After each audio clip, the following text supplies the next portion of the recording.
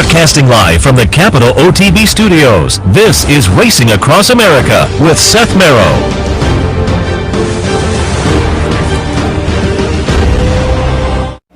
Good morning. Thanks for joining us. I'm Seth Merrow. This is Racing Across America. As always, thanks for joining us. Thanks also to our friends at Gulfstream Park for their sponsorship. Always appreciate their support of some of the programming and events here at Capital OTB. On this morning's program, as usual on a Sunday, we will do some stakes recaps. I'll kick the first segment off just doing some undercard stakes, and we'll save the major stakes, the Southwest, the Fountain of Youth, a couple of the others for the next half hour, because we'll be joined by Steve Bick, host of Sirius XM's At the Races, also, of course, co-host on Loose on the Lead during our Saratoga summer season. But I thought bring Steve in, get some of his thoughts on the stakes action from yesterday, which was fast and furious, and clearly some performances that bode well for various divisions the rest of the year, including the Derby Trail, both the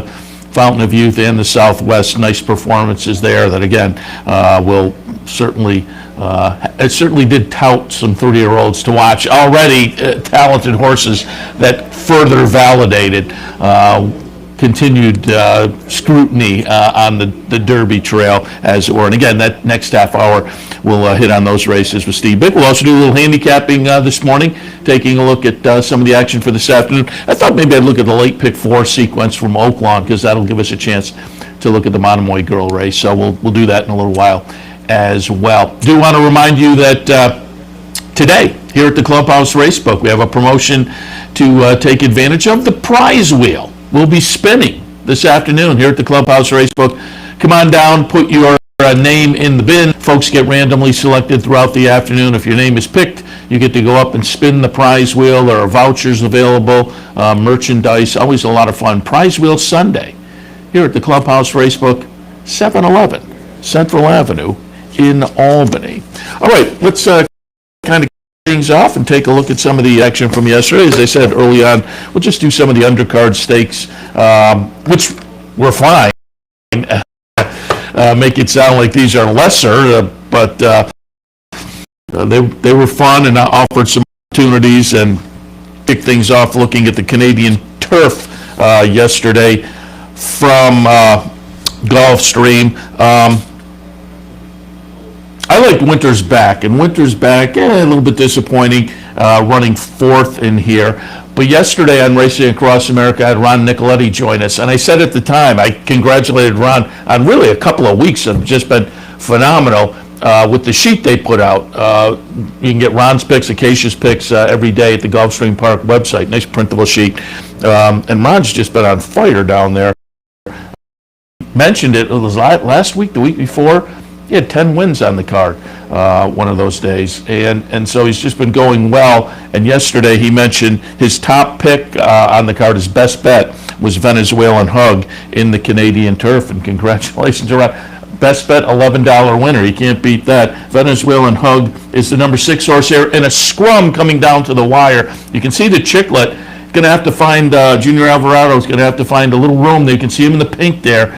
And it gets to be about 4 horses on the wire, and Junior Alvarado kind of gets his way through. Olympic Runner looks like he's going to get it to 2 horse, but no, Junior Alvarado scoots through and just gets up chart margin and neck.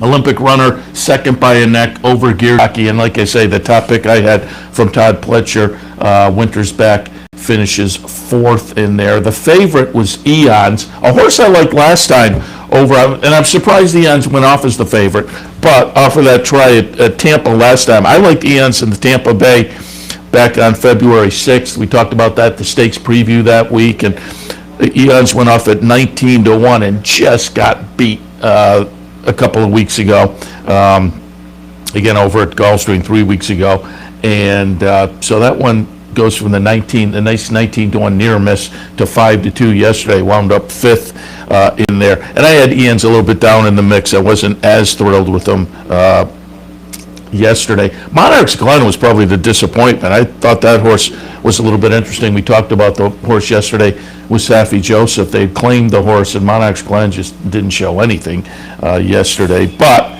nice performance from Venezuelan Hug, coming off a win in the Sunshine Turf. And as I say, congratulations to Ron Nicoletti for a good call there. Again, a best bet. You get $11 on your best bet. That's one that can make your afternoon if you played it properly. All right, let's turn the page and go a race earlier. As I said, some of these races yesterday,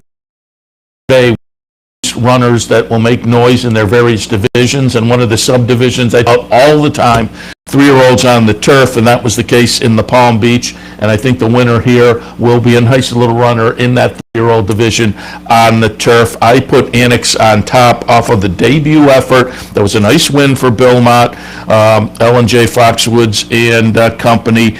And Annex gets it done for Mott and company. Chart margins the next. Scarlet Sky second. Chess's Dream runs third in here. But Annex is the number 2 horse. You can see getting the momentum going under Junior Alvarado, who is, again, also aboard Venezuelan Hug. So a couple of stakes looked at so far, and a couple of wins for Junior Alvarado. Gets it done nicely, though, in start number 2, win number 2. And it's always a bonus. You step out of maiden company and second career start into a stakes race like that, and you get it done. Again, I think they have a nice little 3-year-old turfer on their hands. So Bill Mott, the son of Constitution, getting it done in the Palm Beach yesterday. Nice little field of some horses that already had a little bit of stakes experience, but now going forward, coming out. And I was a little bit surprised that with the experience of some of the other horses in the race, Annex actually went off as the favorite, 6-5 favorite, but Betting Public nailed it. And Annex comes out of it again, now 2 for 2 with the win in the Palm Beach. The Mac Darmada also a little bit earlier on the card, and this one was kind of interesting. It was a little bit of a pace scenario, and I had talked about this when I was in here yesterday with OTB Live. I had Phantom Currency down at the bottom of my mix, but I said, you know what, with that early speed, watch out for this horse. When I talked about the horse, I want to say it was about 9-1. Eventually went off at 6-1, but I said, yeah, with the early speed, I liked Aquaphobia. Aquaphobia, winds up last in the field of 8 and was vanned off, in fact. So it was not a nice performance from Aquaphobia, a horse I didn't have in the mix. And I said, because I was getting some odds and I liked the odds on Phantom Currency, I said, maybe box up mine in here in an exact. I said, the one that may throw a monkey wrench into the exact is Tide of the Sea.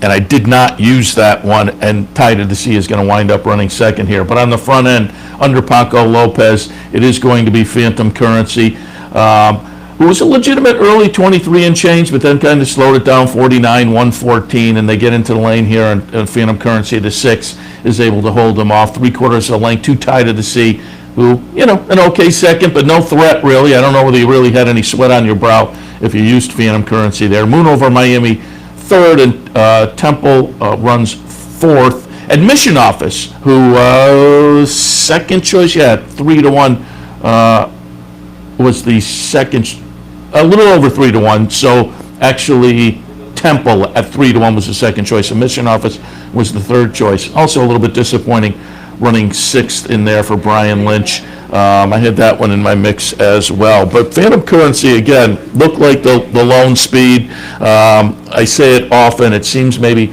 a little counterintuitive. But speed going longer at 1 3/8. This was, in this day and age, a marathon. Took them all the way around because that speed can kind of lope along, and then you got a little something left in the tank when you turn into the stretch. And so again, it was a nice ride from Paco Lopez to work a little bit to get the lead early, but then slowed things down nicely in the middle fractions and had enough left to get it done there. Again, when I talked about that as they were coming out of the paddock or in that vicinity yesterday, I want to say the horse was about 9-1, but you still wound up with $15 and change on Phantom Currency if you decided to take a little pop with what looked like and wound up to be the speed in the race. DQ gets it done in the Here Comes the Bride. Coming down the stretch, it will be Spanish Love Affair, the number 1 horse, coming first under the wire. Number 3, Con Lima runs second. Joy of Painting, the number 5, third. I Get It runs fourth. Spanish Love Affair was the favorite at 8-5. Con Lima 2-1 was the second choice, and you can see Spanish Love Affair is an easy winner here. But there was a DQ, and the DQ was on the turn, so you didn't see it there, as I say, an easy winner, and you think, well, what happened there? Well, it was on the turn, and it was a fair call. Spanish Love Affair kind of jammed up the number 1 horse there, jammed up I Get It on the turn, and it was really kind of coming into the turn on the backstretch. There was room on the inside. I Get It came up into the slot and really got up almost even. Oh, here we go. And you can see them there. You'll see that the 4 horse on the rail here gets kind of right up in there and then gets jammed up. And really the 1 bounces that one off the rail. And you can see the 4 at that point then drop back. You get a better look here as how close how close the 4, it gets right up in there. So there's clearly room. There was clearly space for the 4. Got up in there, and then the 4 kind of went and bounced. The 1 kind of came in and bounced the 4 off the rail, trips a little bit. Stewards looked for a long time. And to me, as we were sitting in here doing OTB Live yesterday, it seemed like a pretty obvious call that the 1 had kind of jammed up the 4. And again, sometimes a horse may come up where there isn't space, but the 4 had a clear path, got right up in there even with the 1. So the upshot was subsequently Spanish Love Affair, first under the wire, gets DQ'd and placed 4th behind I Get It, the 4 horse, which means Con Lima got moved up to the win. Con Lima, the Pletcher runner, who, again, on the 3-year-old filly side of things on the turf, has already been a nice runner. Came into this race 7 exacta finishes and 7 starts. Now the record is 8 starts, 4 wins, 4 seconds for Con Lima, and a couple of stakes wins, a couple of stakes placing. So they have a nice little 3-year-old filly turfer in Con Lima. Spanish Love Affair for Mark Casse hadn't been seen since trying the Breeders' Cup Juvenile Turf last year. It was a nice seasonal debut, just the luck of the race put that one in a little bit of a jackpot, coming under the wire and having the stewards look. But Spanish Love Affair, nice runner in that division as well. One more race, and again, we'll look at the other major races a little bit later in the show. Major races from Gulfstream a little bit later in the show, the Fountain of Youth and the Devona Dale and whatnot. But one more race I wanted to show from Gulfstream, because this is a performance by a 3-year-old that may make some noise a little bit later on. It was a maiden special race. We had Saffie Joseph on the show yesterday. We talked a little bit about Collaborate. Went off as the 7-5 favorite in the career debut back on February 6th and ran a close-up 5th in a field of 12 after having been back a little bit and having gotten off slowly. Saffie said yesterday, a little bit disappointed that they didn't win the career debut, but he was expecting a good performance. You could tell he was confident going into yesterday. Collaborate took the money and was the just over even money favorite. Benny from the Bronx, though, was kind of the interesting story horse. Benny from the Bronx, Collaborate's going to be the number 4. Benny from the Bronx, the number 6. That one was a half to Charlatan, and will hold on for second, the half to Charlatan. But look at Collaborate. I mean, the chart margin here is 12 and a half lengths. This is some performance under Tyler Gaffleone. Second career start for the Saffie Joseph runner. A son of Into Mischief that was purchased right up the turnpike in 2019. Fasig-Tipton summer sale, again, a couple seasons ago, $600,000, and lived up to that price yesterday with a really good-looking maiden breaker in career start number 2. And you would have to think, this is a 3-year-old coming out of a maiden race. And it's a maiden race at the end of February, so when will this horse start knocking on the stakes door? I don't know, but the Collaborator will be one to watch this season going forward. All right, a couple more before we wind up our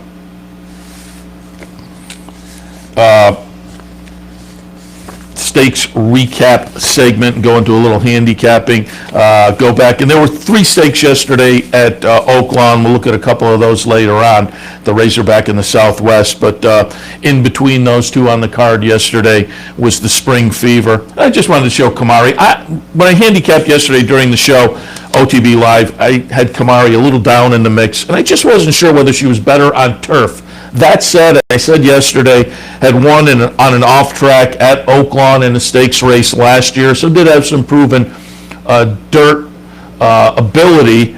But, a lot of the recent works, or some of the recent works down at Palmettos were on the turf, and they seemed better than dirt work out at Gulfstream Park West. That was the most recent work. So I just wasn't quite convinced, but I said, there may be class here for Kamari. We'll watch the stretch run. The class was there for Kamari. Kamari's the number 9 horse. Casual, the number 4 for Steve Asmussen, runs second. She's on Majestic, runs third. Amy's Challenge, who I liked and was the second choice in the betting, a little bit disappointing running fourth. Amy's Challenge is the number 3, just as you see, can't get it going there. Nice late run from Casual, but no threat to the winner. As I say, you could tell Kamari just kind of outclassed this bunch, and Wesley Ward, that again had shown some ability already. Turf and dirt, because as I say, won the Purple Martin here last year on a sloppy track.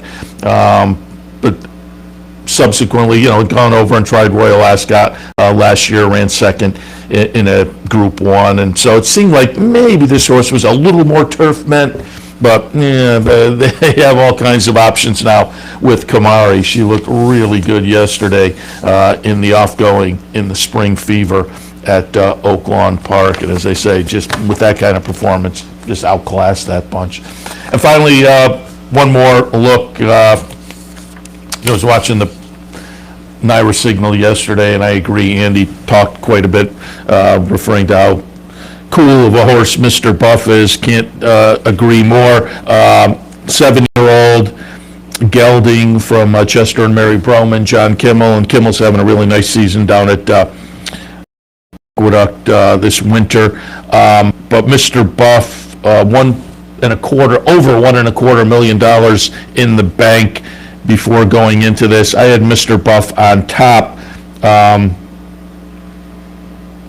And last time in the Jazzle, I wasn't that convinced about Mr. Buff. I thought, after the last few races, I'm not sure he is the same Mr. Buff that will give a top performance compared to what we've seen in the career so far. Well, I was wrong in the Jazzle. He looked fabulous and fired a 102 Beyer. I didn't see the Beyer yet for the Stymie, but he looked good again yesterday. Mr. Buff's the number 3 horse here. Limonite makes a nice late run, and the chart margin winds up to be only half a length, but at 70 cents to the dollar, Mr. Buff once again on the front end, virtually all the way around with, as I say, number 4 Limonite closing. Number 2 Musical Heart runs third, but boy, Mr. Buff, and you can see there Limonite, nice late run, and the wire comes up in time to get Mr. Buff the victory.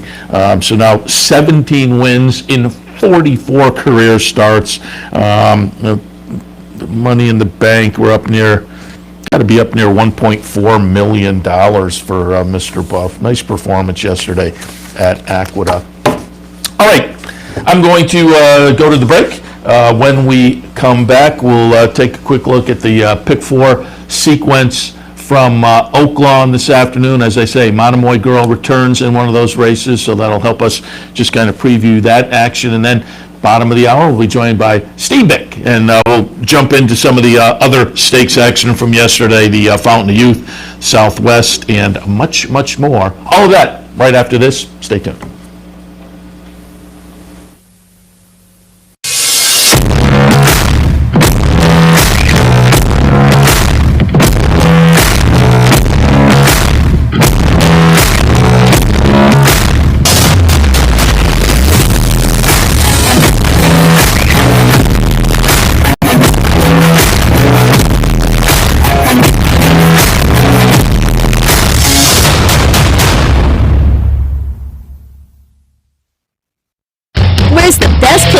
your favorite teams, your favorite food, daily drink specials, and wagering on live horse racing? Legends Field Sports Bar, 711 Central Avenue, Albany. Get your game on day or night with 75 flat-screen TVs, tournament-style pool tables, a private banquet room, and live horse racing. So if someone asks you, where's the best sports bar in the capital region? Tell them, Legends Field Sports Bar, inside the Clubhouse Racebook, 711 Central Avenue, Albany. Capital OTB is now streaming live on Roku. The RTN Racing channel on Roku lets you watch OTB TV live through your Roku device or your Amazon Fire Stick, rather than being limited to computers and mobile devices, which means you can now watch OTB live wherever you are. Simply open Roku, scroll to find the RTN channel, then click on OTB TV. OTB TV on Roku. Try it now.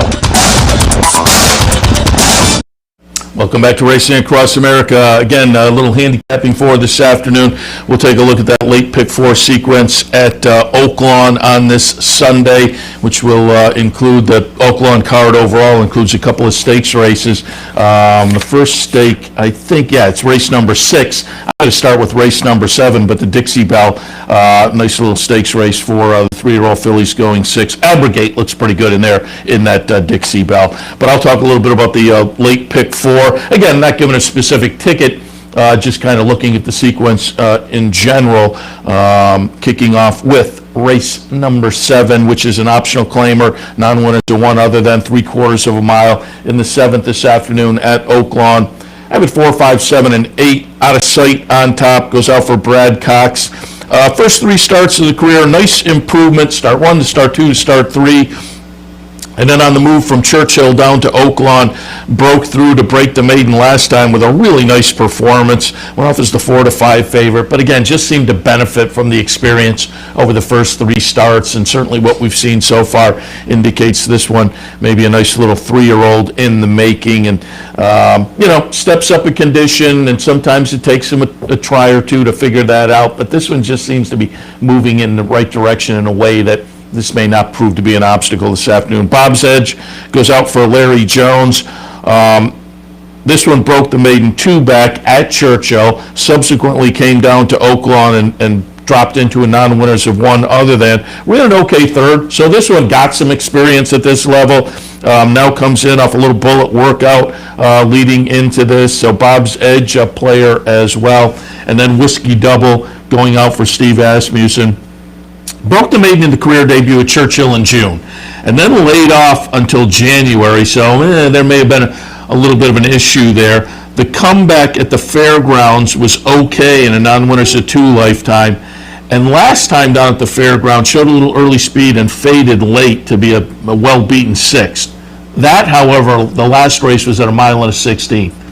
The cutback to 6 attracts me today. I think with the 2 starts this season under the belt, and the cutback this afternoon, Whiskey Double becomes a player as well. Lockup, I'll say at 15 to 1 on the morning line. Lockup for the coach, Wayne Lucas, has a lot of early speed. And in the late pick 4, if you're looking up the board and there's a little bit of a price, this one may try to steal it on the front end. I wouldn't argue that's a possibility. So in the 7th at Oaklawn, 4, 5, 7, and 8. 4, 5, 7, and 8. I said there was 2 stakes. There's actually 3, but this one is a state-bred stakes race, race number 8. The Down the Dusty Road Breeders, and again, state-bred Arkansas breds, and these Arkansas bred races at Oaklawn, a little bit of anything can happen. But I have this one 6, 3, 10, and 4. I put Bye Bye Jay on top. Been facing Open Company. In fact, tried the honorable miss up at Saratoga this past summer, was a well-beaten 6 behind Come Dancing and Ladies Island. But again, this is a nice spot to jump in and maybe pick up the better part of $150,000 purse, jumping in and again facing state breds. The last time this horse was in against state breds, this stakes race last year, where she won fairly easily that day. Go back to the previous season at Oaklawn, was in another state-bred stakes race and a winner. So it seems like in this group, amongst her own Arkansas kind, as it were, Bye Bye Jay pretty proficient. So we'll use her on top. Miss Antioch in the 2nd spot, lightly raced runner. that may still have some upside potential, but what we've seen so far is pretty good. Couple of wins in 4 starts, including the seasonal debut right here at Oaklawn, and then the Mary Rose in the 3rd spot.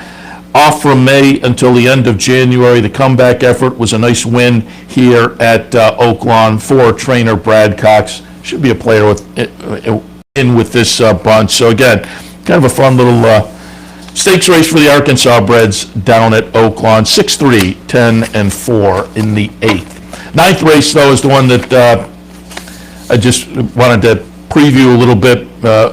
That's why I pulled up this sequence, because it is the Byakoa. Again, this is one of those races that was scheduled a couple of weeks ago, and with the weather issues down there, got moved to this weekend. But the Byakoa Grade 3 event, $250,000, 8.5 furlongs, and yes, it's the return of Monomoy Girl, Brad Cox trainee that was 4 for 4 in 2020 after having been on the sidelines for all of 2019. She was just phenomenal last year.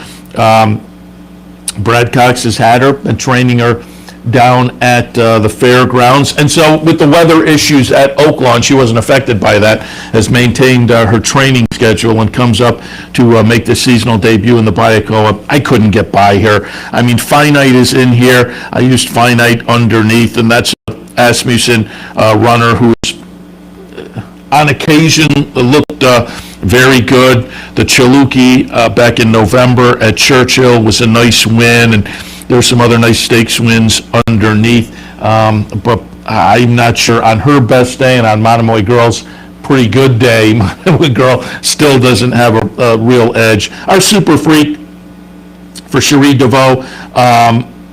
Nice little second place finish in a stakes race here at Oaklawn last time. She's worth considering, and Asmussen also has another broad who could be a player potentially, but no wins, no seconds in 8 starts last year. Best effort puts her in the hunt, but really a best effort puts almost anybody in the field in the hunt, probably for second. So just going to be fun this afternoon to see, Monomoy Girl come back as a 6-year-old, as we'll get treated to another season for Monomoy Girl, and she kicks off this afternoon in the 9th at Oaklawn. The Byakoa, I have it 6-3, 5-2.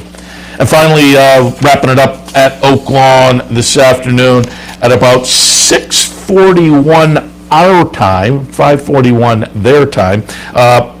4, 5, 9, and 3 at Oaklawn in the finale. Wildwood's Beauty steps out of Stakes Company. You really look down the page. Most of the races on the page are stakes races.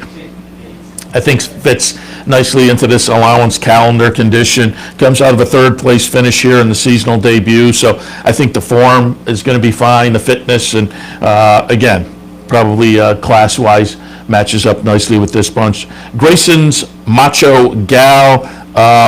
Well beaten in the Pippin last time, but this is a horse I think could be a player at a price. 10-1 on the morning line. Be interested to see what we get. But I think if you look at the races 2 and 3 back at Churchill and Keeneland, showed a little bit of early speed in both of those.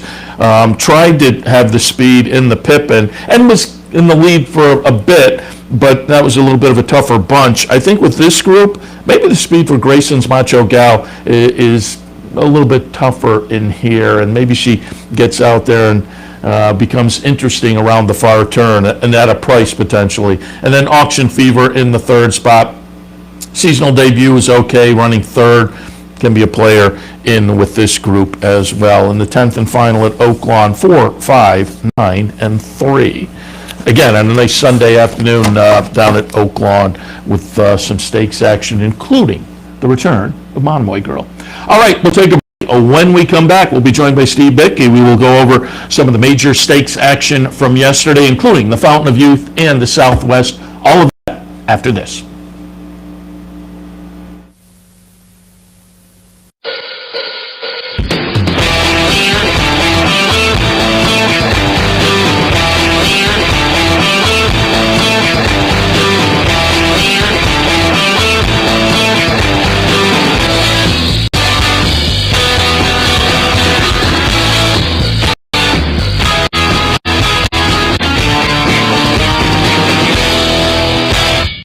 Having trouble finding us? It's actually quite simple. Whether online or on your TV, it's never been easier to watch and wager on championship horse racing with Capital OTB.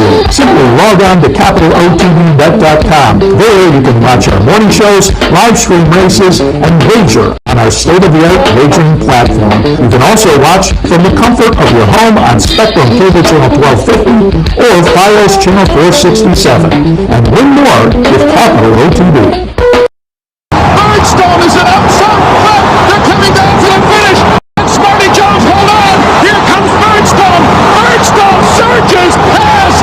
Birdstone wins the Belmont Stakes. Here comes Hot Chaparral. Hot Chaparral, the defending champ, to take it to Barbara.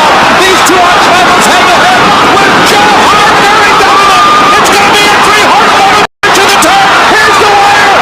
Final.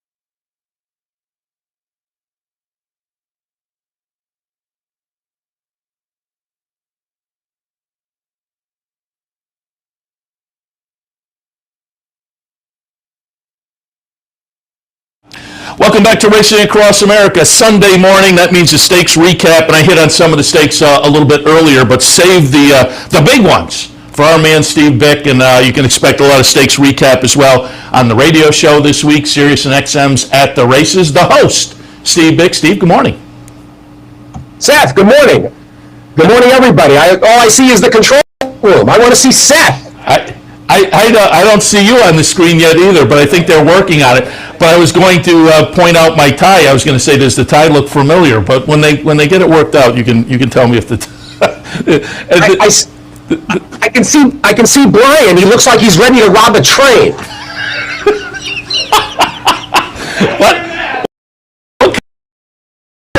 What kind of a look is that? There we go. See? No, I still got the control room. Although I can probably. I see Leave It to Beaver on one of the screens. Pull that up.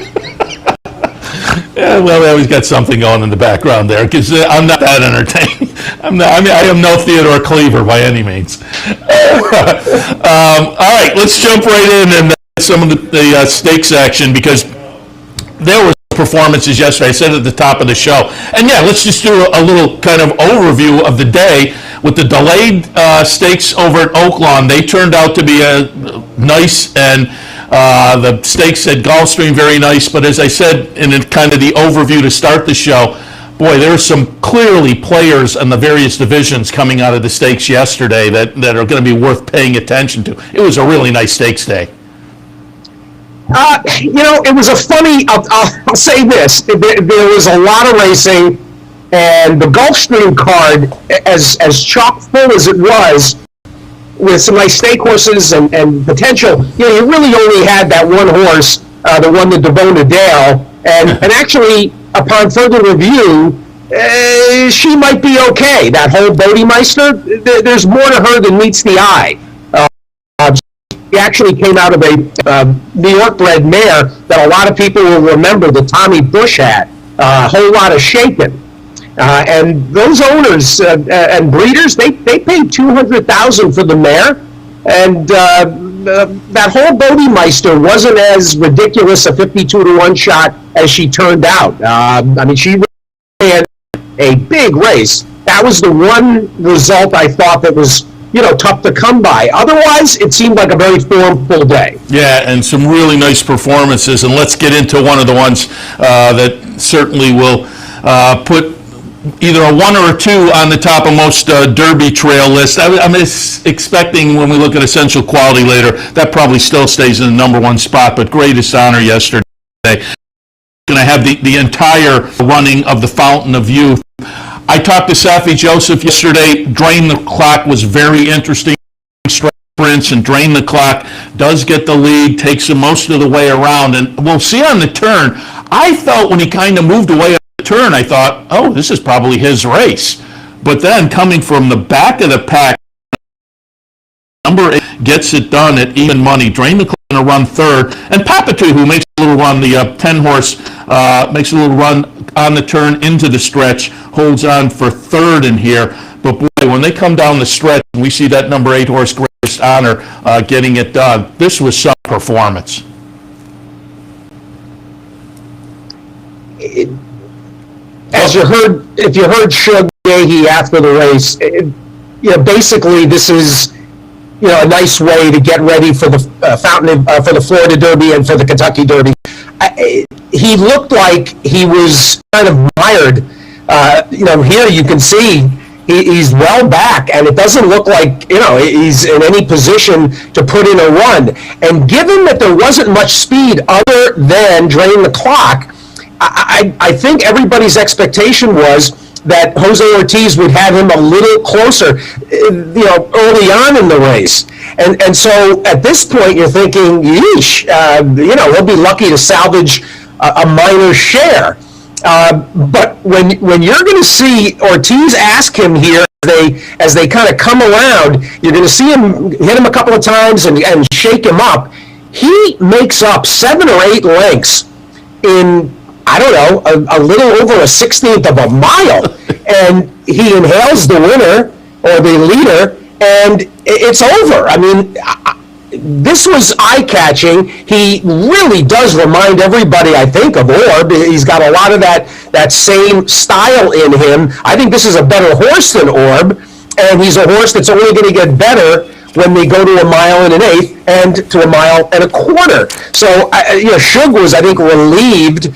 But I think he had the same reaction that you did, and I'm sure a lot of people did. I talked to Nick Casada this week, who bred Drain the Clock. They were really excited, and they wanted to test his distance. I don't think he wants to go beyond a mile and a 16th, and his long-term goal should probably be the Allen Jerkins, but he's certainly a nice horse, and very nice to get another stripe, 2-turn, mile and a 16th, grade 2, good job for him. That Pappy 2 is a nice horse, compromised by that 10 post, so I'm sure he'll go on to the Florida Derby.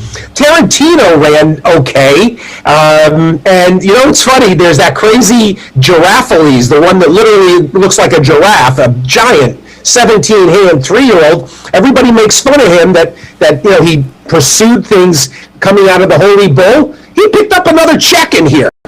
He was fifth. He managed to get the last big check again, like he did in the Holy Bull. So it's not fair to make him a punchline. Prime Factor was awful. Didn't lift a hoof. This was a nice performance. The figure came back at 89 after some discussion. Mark Hopkins of Bayer Associates, he thought the figure should have been lower, but Mark also thought that the number in the Holy Bull was low, and Andy Bayer is calling for a higher fig. Chances are, once again, greatest honor, probably ran a better race than it's going to look on paper, but his best is yet to come as the distance stretches out. Yeah, pairs up a couple of 89s. One more I'll mention is Fire at Will, who I would assume probably goes back to the turf. Wound up 8th in the field of 10 there yesterday. He folded up shop.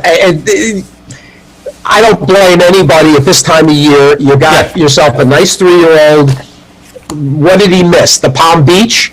If it turns out that he could negotiate dirt, he's that much more valuable on going long. Even if he had gotten a placement in this race, it's still valuable. So he'll go back to the turf. There's plenty, obviously, 3-year-old opportunities for a horse like Fire at Will. But you absolutely try and see what you've got on the dirt before you return your turf horse to turf. Yeah, absolutely. All right, let's go back. Speaking of turf, the very one yesterday, we're going to watch the stretch run here. I like number 4, Tuned. That one winds up running 4th in here at 7-1.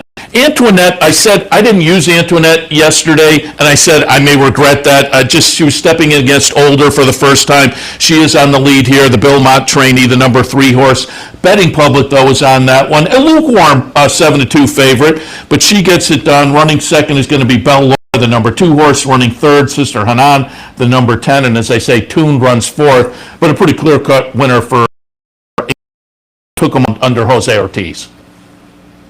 Yeah, I blew this myself because when I went over the race with Mike Welch on Friday, and Tuned, I put them up as the obvious contenders versus the first-time North America California Queen for Chad, and I kind of got taken in by that one myself and left. It didn't matter anyway for the multi-race sequences because of the upset in the Devona Dale, but Antoinette, I thought, had every reason to debut nicely. When you get 4-year-olds that are coming back off of, let's say, 90, 100, 120 days, 3, 4, 5 months, like she is, when you look at their performances as a 3-year-old, don't assume that, okay, they're going to come back at the same level. They're going to come back if they're a good horse, and obviously, if Bill Mott didn't, waste time with a prep, coming back in a race like this, he's saying, she's ready for what she's supposed to be doing. You get a performance like this. The performance, Godolphin, had a mammoth day. I mean, it's a guide and essential quality, but this is another Godolphin homebred. And good way for her to start her 4-year-old year winning here. And, 920, in retrospect, that 920 ended up feeling like a really nice price as the season goes on. Yeah, Bill Mott trainee, and he's having a really good season. Mott. All right, let's... Bill Mott. I think they put him in the Hall of Fame. Oh, there you go. The Devona 3-year-old fillies going a mile, and the aforementioned Devona Dale with the upset. This one went off at 52-1, and I agree with you. You look back and you could make the case. The one, though, Competitive Speed went off at 53-1 and runs 3rd. That one, the price was really crazy because Competitive Speed had won the Glitter Woman 2 starts back. So the prices maybe were just kind of askew because Vequist was in here. And that, as much as the storyline, Vequist winds up 9th in at 1-2. The Bodemeister 52 wins by 6.5. I mean, this wasn't even close. Running second is Crazy Beautiful at 9-1, and Competitive Speed, as I said, at another kind of crazy price, 53-1, runs 3rd. But as you say, you could kind of take a look at this, and this was the same trainer that upset the Tampa race last year with King Guillermo. So getting known as being a trainer maybe you have to look at when you see 40-1 or higher. Well, as I mentioned, this is a filly that comes out of a very familiar mare to New York fans. Tommy Bush trained that Whole Lot of Shakin', and the breeder owner, Savannah Farm, they paid $200,000 for her as a broodmare prospect. They've put her, in fact, she's got an heirling right now, and she's got a Union Rags 2-year-old that are behind this filly. It wasn't so much that she was, shocking. What I thought was impressive was the way she did this. I mean, I'm just looking at the. Oh, in fact, this was the race Mike Welch put up. He had to hand time this. They managed, like everything else at Gulfstream that's sideways. They couldn't time this race. So there's only a final time on the charts. Check Welch's Twitter feed for splits, at least hand-done splits. But I mean, she basically ran everybody off their feet and just kept going. You mentioned Bequist, and you got to mention Milfay. Yeah. Bequist, this was disconcerting, undoubtedly, and she becomes just the latest casualty of juvenile filly winners that's tried to come back in a stake as a 3-year-old and has faltered. You have to go back to Songbird, is the last Breeders' Cup juvenile winner to come back in a stake and win. She won the Las Virgenes.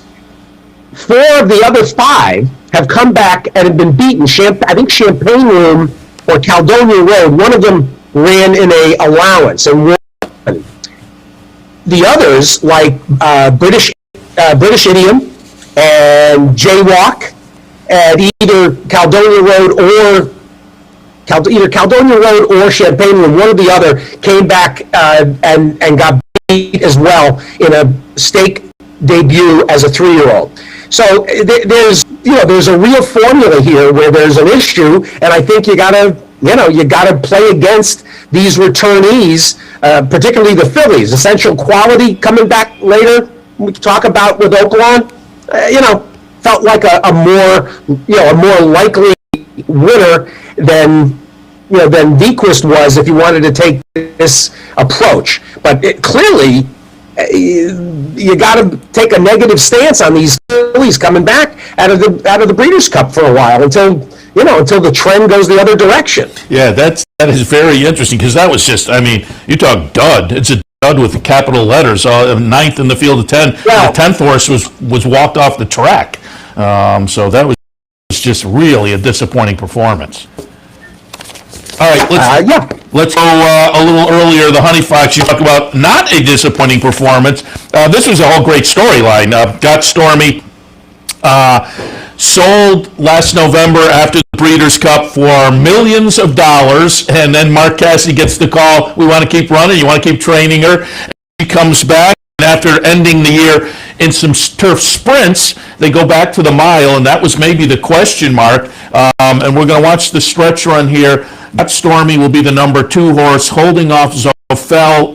The number 6 runs second. Feel Glorious runs third. Betting Public was on Got Stormy. Again, the number 2 horse, as just over even money, and she will hold off. And watching live during OTB Live yesterday, I thought she got it, not easily, but I called it, she's got it. We'll put up the photo. Man, that you can fit like your finger in between there. She just got it under the wire. But a nice seasonal debut for Got Stormy. Again, kind of a fun storyline that she's coming back for this 6-year-old season.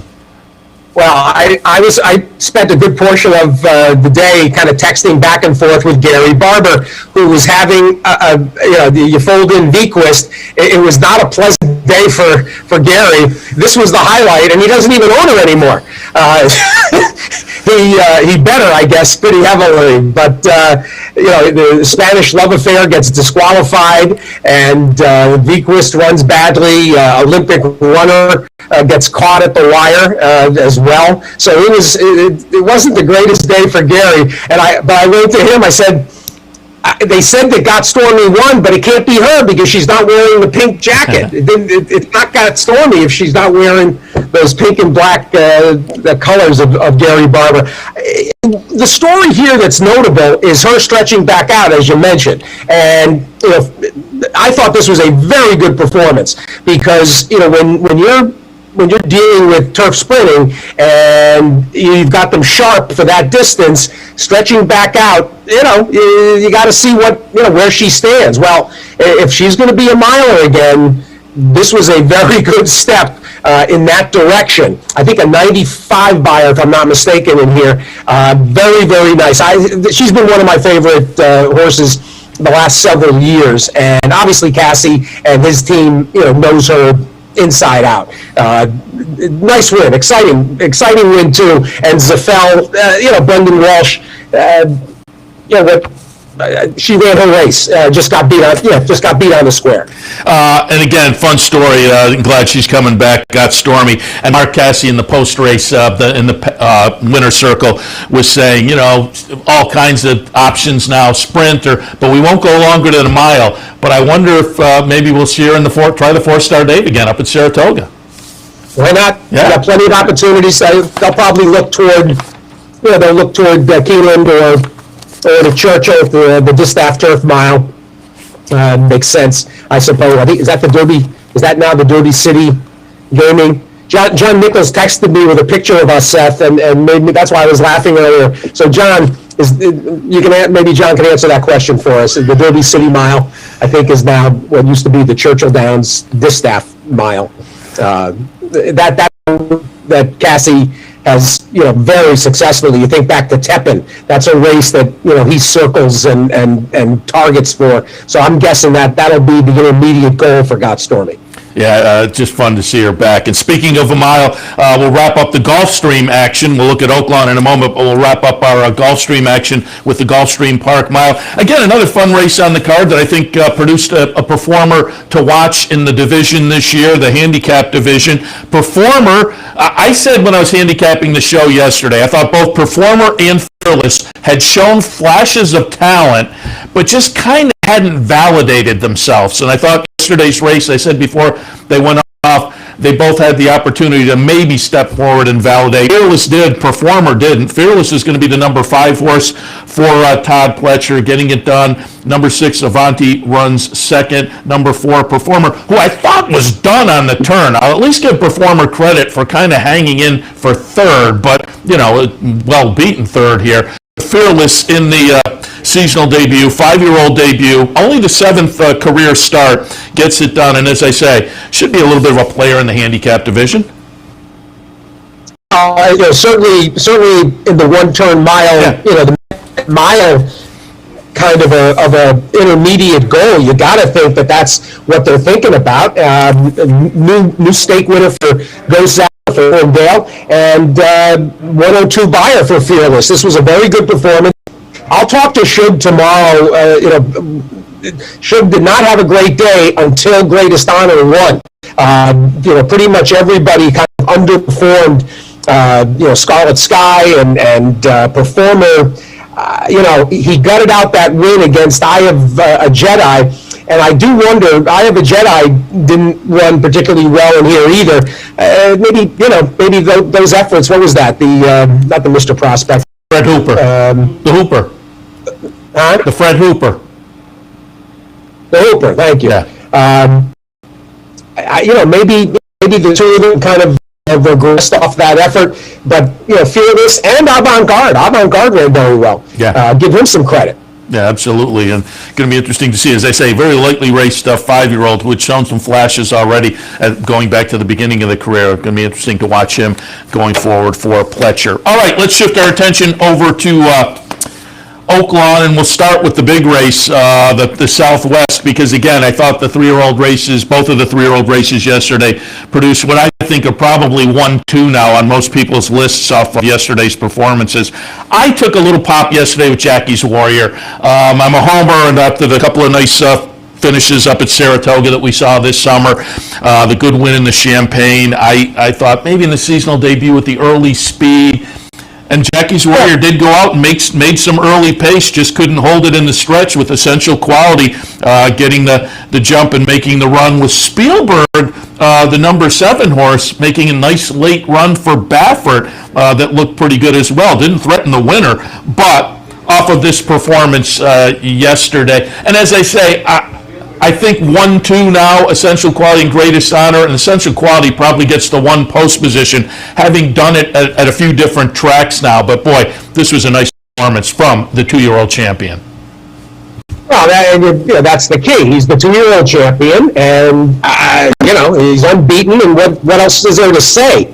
This was a very, very good comeback. The big story, first of all, to even talk about here is the condition of the track. Yeah. I mean, this was a sea of slop. They had that huge deluge came down, about an hour and change beforehand. And so, from some extent, you don't really read too much into these results. Essential Quality comes out of this with a very nice performance to take the next step toward. They're not going to run in the Rebel, obviously. The Rebel's in 2 weeks, so they'll wait for the Arkansas Derby, you would think. What is there to say? Jackie's Warrior did not, really did not come back here the way he left. I mean, he ran a tremendous race in the Breeders' Cup. And anybody who doesn't understand the dynamics of that race and how well he ran at Keeneland is underselling him. But now, here's the 3-year-old season, and you wanted to see, maturity and a step forward. I think it's pretty clear that he wants to keep it shorter, and he would prefer one turn. I'm sure they'll look toward things like the Pat Day Mile and that avenue at this point off this performance. Maybe later on. Maybe some of the lesser light regional derbies, but the bottom line is Essential Quality, heads to the next level to the mile and an eighth prep as your clear leader, and I'm sure Brad Cox is just delighted, and this was the crowning performance that made for the trio of Godolphin wins on the day, because you had Mystic Guide win the Razorback, and we talked about Antoinette earlier. Pretty impressive, when you add it all in. Yeah, that was a nice run, certainly from Essential Quality, and it was a funny situation, having been delayed a couple of weeks, but Brad Cox had the horse down at the fairground, so continued to work. And Brad Cox said after the race, wasn't thrilled about the track condition, obviously, but he said, hey, it's known to rain the first Saturday in May. Now we know he can run on the surface. I'm just curious, being a Godolphin runner, I'm curious, the past couple of weeks, have you had Brendan Welch on the show, and any kind of update on prevalence and what Godolphin is looking at for that one? We talked to Brendan last week or the week before. I know he missed some training time. So. Yeah, he just had a little hiccup, but he's not. They're not rushing him toward a Derby prep. Yeah, which again, now they don't have to either. They got a horse like this in the barn. Well, they didn't have to anyway. I mean, with him hanging, ready to come back. 2 weeks ago. When was New Orleans? When was the start? 2 weeks ago we had Brendan. Yeah. Yeah. All right, let's go back, and you and I were talking before we went on the air about this performance, and I will readily admit I had Mystic Guide down in the second spot. I used Owendale. I just wasn't totally convinced on the 3-year-old season for Mystic Guide. Announced himself a little bit in the Jim Dandy, and the second place finish in between Happy Saver and Tacitus in the Jockey Club Gold Cup. Lightly raced. There was clearly some potential there, but I wasn't completely convinced, so I put Owendale on top and Mystic Guide in second. Owendale, no threat in the lane, runs third. Silver Prospector, the number 1, runs second. But Mystic Guide, boy, this was one good-looking seasonal debut. 6 lengths is the chart margin for this one, and a 108 buyer figure. As I say, the weekend, the Saturday stakes races produce some performers to watch during the year, and Mystic Guide probably at the top of that list. Wow, this is big, and you talk about Godolphin having a pair of major 3-year-olds. Once Prevalence gets back underway and folded in with Essential Quality, how about having Maxfield and Mystic Guide in the older division? There's certainly a case to be made that this is a better horse than Maxfield. I mean, he certainly faced more quality competition. Andy Sorter, yesterday was making a case, and Andy's been high on Mystic Guide from early on, and thinks that he's superior to Maxfield. So this was a big effort and I imagine they'll look toward toward the Oaklawn handicap as the next step, and beyond that, all the predictable older horse opportunities are out there. I'm sure the Foster will be an immediate goal as well. This was big. I'll talk to Mike Stidham tomorrow. We'll see. I guess Stidham, I guess he could think about the New Orleans, but it certainly seems to make sense. No, it makes sense to come back, toward the Oaklawn handicap. Yeah, they floated those two out there, and they also floated maybe Dubai out there off of this performance. I sure hope they don't do that. They might be, because of connections, they might be lured. I didn't even bring that up because I would find that to be I suppose if he went over, he obviously would be a serious player, if not the favorite, maybe. But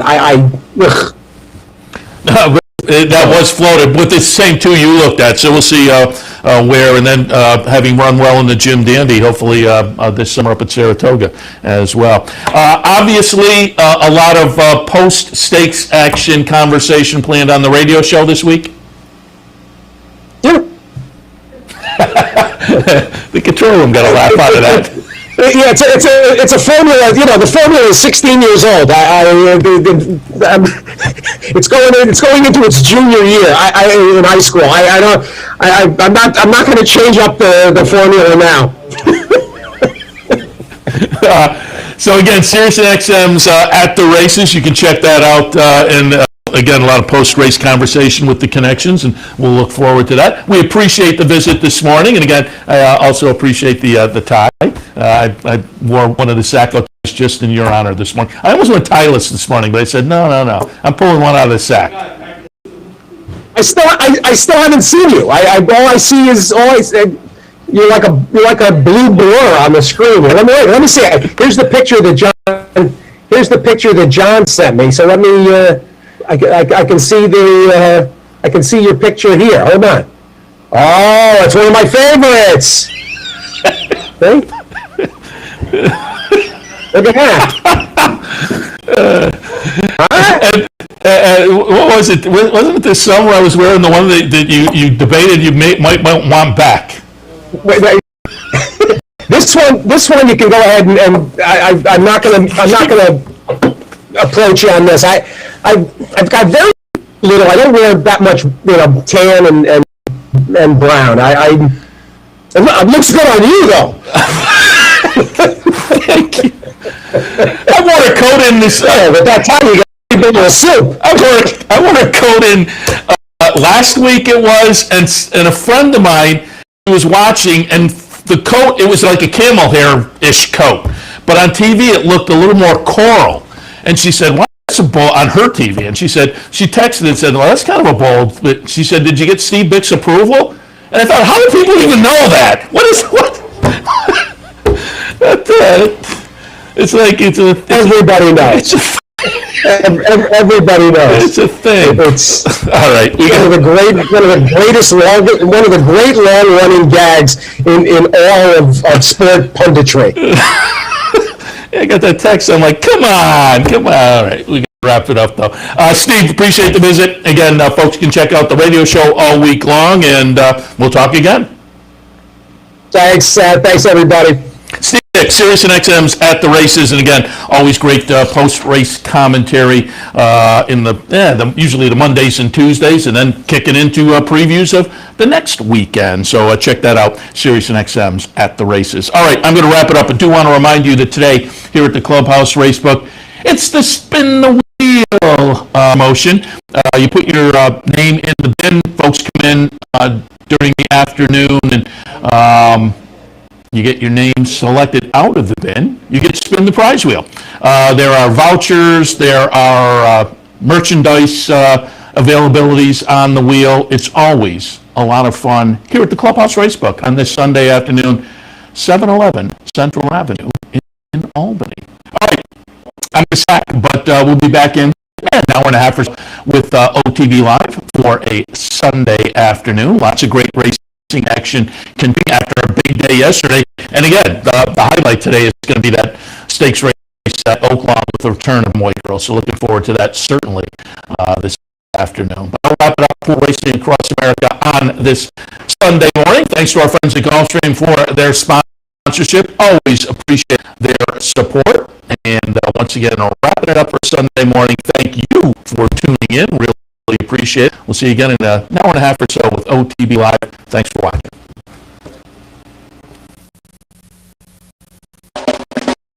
You're watching EPTV, a service of Capital All Track Betting.